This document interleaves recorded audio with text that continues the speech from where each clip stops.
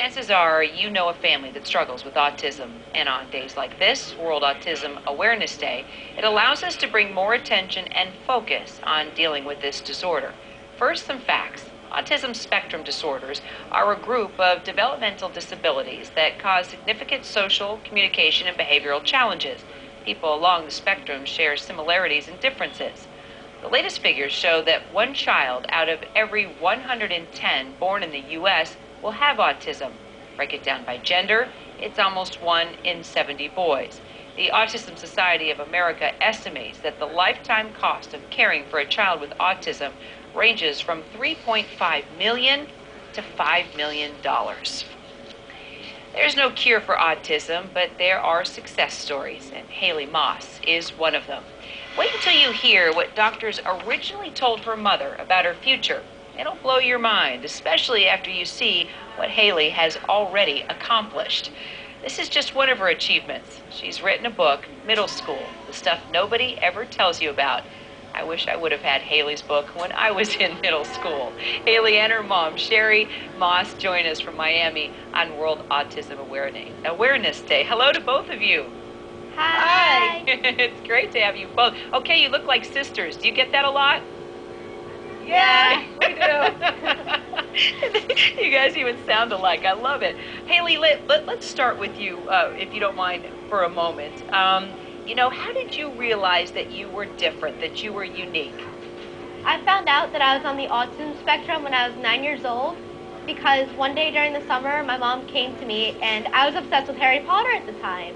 And she said, much like Harry Potter, you are different from your peers and you have magical powers. And I found out about autism through all the strengths of it, like being able to play on the computer, have a great memory, have artistic talents, and be able to write poetry.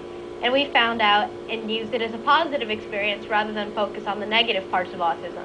Wow. Oh my gosh, I just listened to you and how you described this. And Sherry, what is so amazing to me is that doctors said to you, oh, your daughter isn't going to go very far. The best she'll be able to do is work at a fast food joint.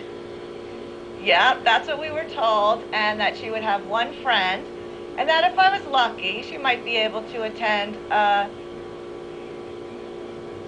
small private school. And that was on the upside of everything. Unbelievable. And so, I mean, Haley, when you hear that, do you want to just go back to the doctors and say, hey, take a look at this? Don't you ever tell a parent, you know, that a child can't? That's why we're out here now, because we wanted to give hope to other families that when you are first diagnosed, to get a prognosis like that is devastating. Yeah. And the progress that Haley has achieved, we want to share that with everybody and give others out there inspiration and hope. And if something doesn't work, try something else.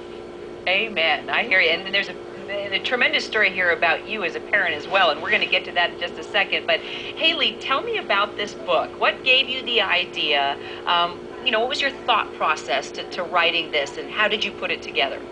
The thought process for originally coming up with the idea for the book started because I spoke at the Autism Society of America conference, and I was the only girl on the panel, and I was approached by a lot of parents about my experiences in middle school. And after that, the publisher approached me about writing about middle school, and I thought about all my experiences since I just finished 8th grade at the time.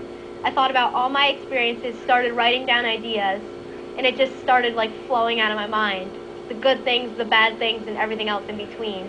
And I just kept adding on as I thought of things, and even related it to some of the things I'm going through now in high school. Let's look at some of your artwork, shall we? And as we look at these beautiful pictures, we have a number of them that are airing right now. Tell me about, is this a specific character? Is this a unique young lady? Is this you? Who are you drawing and who are you painting? I basically draw whatever comes to mind. I'm a very imaginative person, and whatever I think of, I like to put on paper. And usually it just comes to life, and when I start drawing, I already have it all planned out in my head. It just eventually unfolds for the rest of the world to see. Oh my gosh, it's just incredible. And what have other students said to you, Haley? Because I think that's that's a big fear for parents is, oh, my child's going to get teased, my child's going to have such a hard time in school.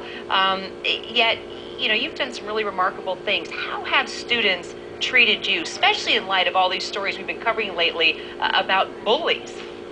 I've never been bullied before. I actually blended in fine because I looked a certain way to the kids, and they couldn't tell anything was different with me, just that I was like more quiet than the rest of them. Other than that, nothing really was like drastic for them to tease me, and recently nobody's really said anything to me about this and other things. It's just like quiet, and it's like congratulations pretty much. Like it's just very on the down low.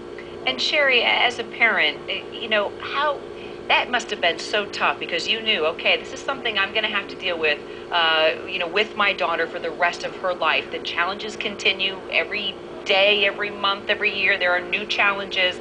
How did parenting change for you? What did you do that helped Haley so much? And just, she's incredible.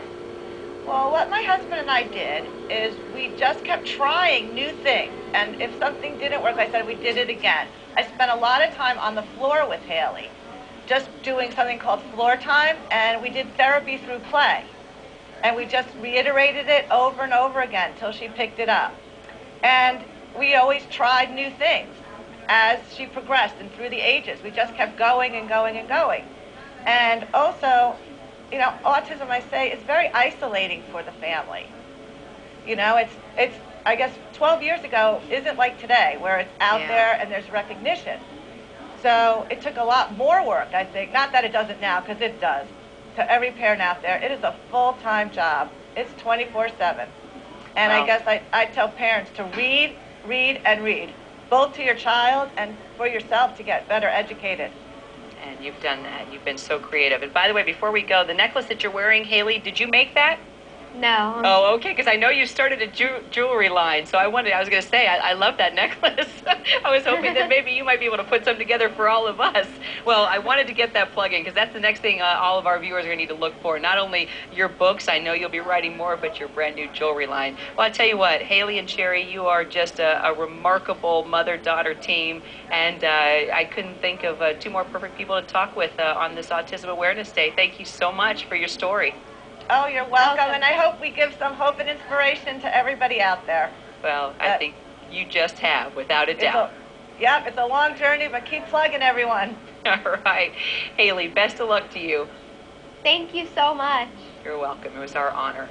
Thanks for having us. Absolutely. Well, whether you have a high-functioning child like Haley or one with severe disabilities, you'll want to go to CNN.com because we've got a page there, actually, with links to the 10 best sites for autism information. Does the Church of Scientology